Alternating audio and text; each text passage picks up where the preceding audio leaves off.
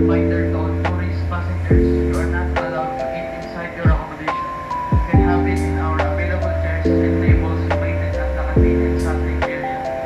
And also reminder to those passengers.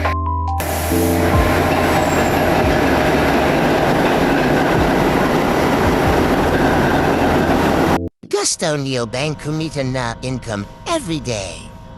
Student Cayman o may trabaho katulad ko. Habang tinatapos ko yung apprenticeship ko dito sa barko may pang-allowance ako hindi man malaki pero pwede na.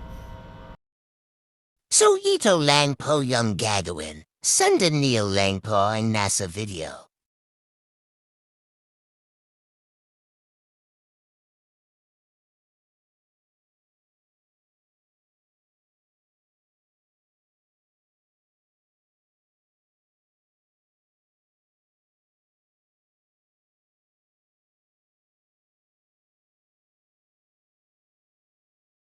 Diba? Napakadali lang.